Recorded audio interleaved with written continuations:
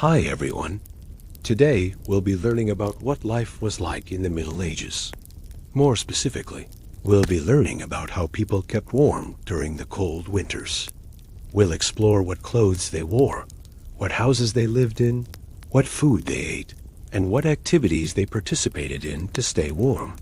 First off, let's talk about the type of homes these peasants would live in.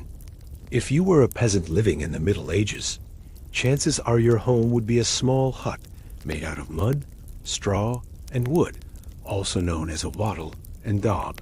These homes wouldn't have any glass windows or insulation, and you might have to share your home with farm animals. In order to keep warm, you would have to keep a small fire going at all times in the center of your hut. If you were lucky enough to afford firewood, that is. Speaking of luck, maybe you'd be able to find some four-leaf clovers, not because they were lucky, but because they were a sign of spring. Because while life during the Middle Ages may seem like something you've seen in a fantasy movie, filled with kings, queens, and castles, it really isn't where most of the population lived. Instead, the majority of people lived as peasants who worked long hours on farms owned by lords or ladies. And if you weren't working on the farm, you were probably working in a village doing some sort of manual labor. Your job might have you helping a blacksmith forge weapons or armor, being a tanner, a carpenter, or anything else that helped sustain the village. These villages, however, were not always safe places to live, especially at night. During the Middle Ages, there were no streetlights to illuminate the darkness, so once the sun set, you better stay inside. Otherwise, you ran the risk of running into wolves or bandits. That meant that if you had to go outside, you'd have to wait until the next morning, unless you had a candle. But these were not only expensive, they were rare. And if you did have a candle, you would use it sparingly. That's why peasants preferred to go to sleep early and wake up with the sun to conserve both firewood and candle wax. So what did you do for fun anyway? Well, since you couldn't go outside, you could try hanging out at an inn or a tavern and drink some warm ale, or maybe try your hand at gambling. Gambling, drinking, singing, and telling stories around a warm fire was a great way to spend the evening in the Middle Ages. And if you were feeling religious, you and your neighbors could pray to God together and sing hymns. Maybe you'd even attend a local church service or play some games like chess, checkers, dice, and cards. But before we get into the games they played, let's take a look at what these peasants wore. After all, what you wore depended on whether you were male, female, young, or old. For example, if you were a man, you might wear a long tunic that reached your knees, and be sure to tuck your shirt in so no cold wind could creep up your sleeves. You might also wear a cloak that covered your shoulders and head, along with a hood that you pulled tight against the cold. Young boys typically wore shorter tunics, while older men usually wore longer tunics that reached their ankles. And for footwear, they wore leather shoes that came up to their shins. These shoes were designed to be practical for walking, running, and working long hours. Some peasants even wore special shoes for hunting, which had thick soles and were made of leather uppers. And since many peasants worked in the fields, they needed clothing that was durable and wouldn't tear easily. So they wore sturdy fabrics such as linen and wool. Now, if you were a woman in the Middle Ages, your clothing would depend on your social status as well as the season. However, there are a few general things that all women would wear, no matter what. All women wore a long, full skirt that reached the ground. They also wore a simple blouse and a smock to protect their dresses from getting dirty. And in the wintertime, they wore a heavy woolen cloak with a hood. Men and women alike would also wear hats to cover their ears and keep their heads warm. The clothing worn by children during the Middle Ages was similar to that of adults, but made in smaller sizes. Children wore tunics, hose, and hoods, just like their parents. However, they didn't have to worry about having durable clothing because they didn't work long hours like adults. What they lacked in work clothes, though, they made up for in play clothes. For example, Children loved to play a game called tag, where they would run around and try to catch each other. Another popular game was hide and seek, where children would hide and try to avoid being found. They also enjoyed playing with balls, hoops, and skipping ropes. But as we said before, if you were a peasant, you probably didn't have much free time.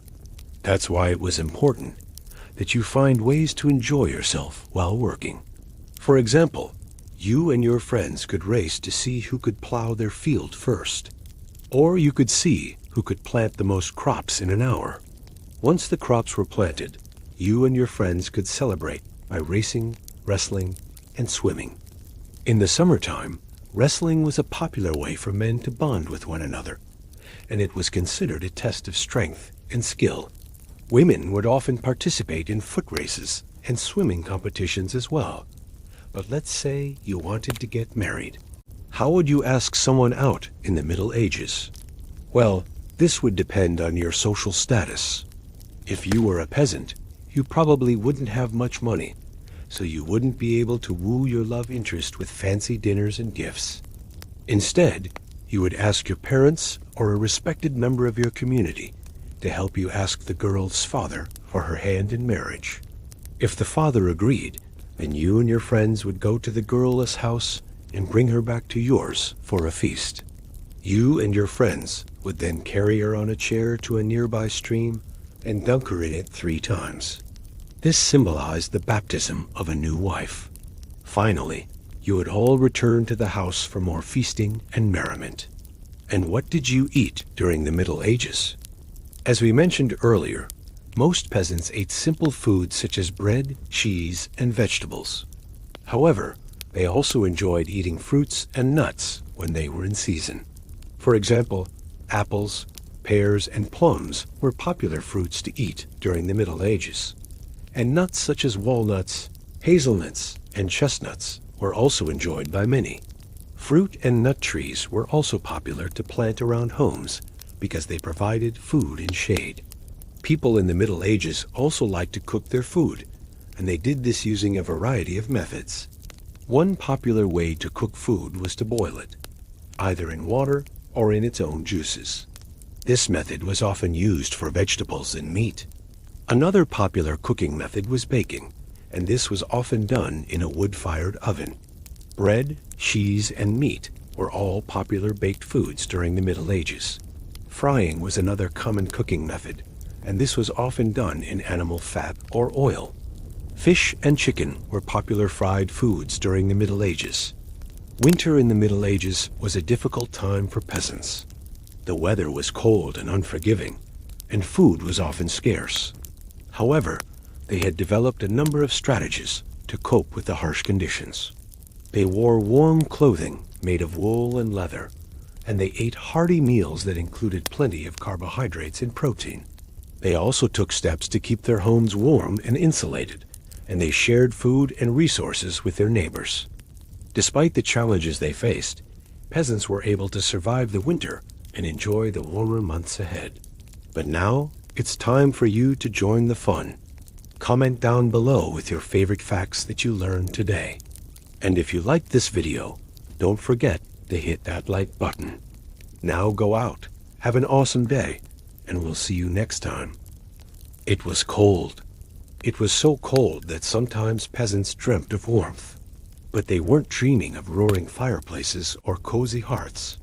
No, their dreams took them back to summers past, back when the sun beat down warmly on their bare arms, back when they swam naked in the cool waters of a nearby stream, back when their skin felt soft and supple instead of chapped and sore. It was poverty. They lived in the coldest times, not only of the year, but possibly of the entire millennium. And they were poor. They lived hand to mouth, surviving on stale bread and thin soup. Sometimes they went hungry. Sometimes they went freezing. But they were strong. They didn't live in castles. They didn't wear crowns. But they survived. They survived night after night. They survived the entire winter. And today, we'll go back in time and explore with them the long, dark nights of winter in the Middle Ages. The sun dipped below the horizon earlier, every day. That meant more darkness, but also less warmth. On the shortest days of the year, the sun only shone for 6 hours. Just imagine you woke up at first light and immediately had to start working. Then you stopped to eat while the sun was still low in the sky, and then it set again. You had hardly seen daylight. That's how it was during the winter. And since work had to be done, the nights dragged on endlessly. The cold seeped into your bones. It bit at your fingers and toes. Some people wore gloves made of leather or thick wool. Others simply tied rags around their hands. The lucky ones had woolen socks. Most peasants wore wooden shoes, though, and in those, even a little snow could feel like walking on knives through ice. Many had no choice but to walk barefoot, which meant frostbite and bare, bloody feet. There were no street lamps to light the way. There were no electric lights to illuminate the darkness. There were only stars and moonlight, and often that wasn't enough. During the full moon, it might have been bright enough to find your way home from the fields. But if the moon was new, it was as dark as ink. You couldn't see your hand in front of your face. When you walked, you could barely make out the path under your feet. Even familiar places became mysterious. The trees loomed over you like monsters. Every rustle sounded like an animal. Every shadow looked like something lurking. Fear hung heavy in the frosty air. Sometimes your own fear was the coldest thing of all. Even the animals suffered. Horses huddled together, trying to keep warm. Dogs whimpered and searched for shelter. The rabbits hid in their burrows, huddling with their mother. Birds flew south, following the sun. Fish in the icy streams and rivers hid at the bottom, slowing their heartbeat so they wouldn't use up too much oxygen. All living things waited for the sun to return, for the days to grow longer. They waited for spring, but the villagers couldn't wait. They needed to work while there was still daylight. They needed food, and collecting firewood was important work. Most of the village's fuel had been gathered in the fall. Now the villagers split and stored logs so that they would dry. But the supply never lasted until spring. So throughout the winter, men, women, and children ventured into the cold forest. It wasn't dangerous, but it wasn't safe either. Sometimes wolves prowled the woods, and if they encountered a lone hunter, they might attack. They might see a person as prey. Sometimes the hunters encountered robbers who stole everything they had worked so hard to gather. And sometimes they simply got lost in the dark woods and died. The winters were so long and dark that people found ways to make the nights shorter. The shortest day of the year was celebrated. The winter solstice took place around December. The celebration started days before. People decorated evergreen branches with flowers and fruits and brought them into their homes. This symbolized life in the midst of death, hope in the midst of despair, light in the midst of darkness. As soon as the sun crossed the horizon, they danced around a large bonfire. These bonfires were huge, sometimes as tall as a tower. Huge crowds of people attended them, and they celebrated with songs, poetry, and merriment. After the celebration, everyone hurried home. Once the sun set, it was too dark to do anything. Not every family could afford a fire. Sometimes only the wealthiest households could afford the luxury of burning wood. But that didn't mean they sat in total darkness. Most of them used oil lamps and candles. The oil lamps burned animal fat or fish oil. They gave off little light and a lot of smoke. The candles were usually made from tallow, the rendered fat of cattle. They smelled unpleasant, too, but they flickered warmly and made shadows dance on the wall. Sometimes the villagers used the candle flames to tell fortunes. They looked into the dancing lights and saw visions of the future. Other times, they simply admired the dancing flames, since that was all the entertainment they had. The peasants enjoyed themselves in other ways, too. The Christmas season brought with it feasts, dances, and games. At least one day a year, they could put aside their worries about the next meal or worry about dying of cold. Christmas trees were popular among the wealthy. They were decorated with gingerbread, apples, and sometimes even money. Carols were sung, plays performed, and the nativity scene acted out. On the night of January, people would leave gifts for children. They'd leave them by the hearth or by the door. Sometimes they left out bowls of milk and cookies for the Christ child himself. Of course, these traditions were reserved for the wealthy, but the idea of a child born in a stable gave hope to the poor. The story of Jesus' birth reminded them that even a baby could become a powerful man. Hope blossomed in the darkest season of the year. Sometimes the nights were filled with sorrow, too. Death visited every village during the winter. Old people died. Sick people died. Sometimes healthy people died. Few saw this as a blessing. Dying in summer was better. You didn't freeze in your grave. The dead body simply froze. And if it was left outside, it turned stiff and hard like wood. During the day, people continued their work. They shoveled the streets, fetched water, chopped wood, or planted seeds. But at night, death claimed its victims. Then the body had to be taken care of. It had to be washed, dressed in burial clothes, and placed in a coffin. Often the coffin was simply a wooden box nailed shut. Sometimes the body was left unwashed. It was placed in the grave with the shroud it had been wrapped in. The priest read the prayer for the dead, and the mourners threw shovel after shovel of dirt onto the coffin. The grave mound grew larger and larger, and the deceased person was forgotten. There was too much work to be done to spend time mourning. The villagers buried their dead before the snow melted and the earth thawed. Only then did they have time to grieve. You might think that the peasants were religious fanatics, willing to die every night and go to heaven. You might think they were suicidal, but that wasn't the case. They simply had no choice. They couldn't let their dead lie around. And even if they wanted to bury them deeper, they couldn't. They didn't have the tools. They used shovels, plows, and sickles for farming, and those worked well enough for digging graves. But in the end, the corpses would still smell and attract wild animals. For most of history, people haven't had the technology we have today. They didn't have heaters to keep the room warm, blankets to wrap themselves in, or hot drinks to warm their insides. But they managed somehow. They survived the freezing temperatures and damp walls. They managed without modern medicine and technology. They survived the long dark nights by telling stories. Around a flickering candle, the adults told scary tales to scare the children. They told them about evil spirits that lurked in the corners, about ghosts that wandered the halls, about witches that flew on broomsticks. Sometimes they told stories of real events. They told them about wolves, robbers, and bears. Whatever they told, the children trembled and huddled closer to their parents.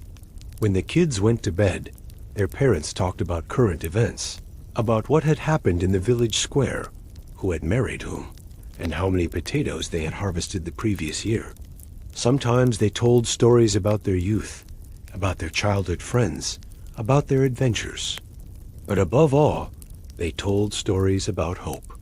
They told stories about the returning sun, about the birdsong, about the green shoots pushing through the ice. And every night, as the wind howled outside, the villagers fell asleep, surrounded by the comforting voices of their loved ones. And that was enough to survive another long, dark night.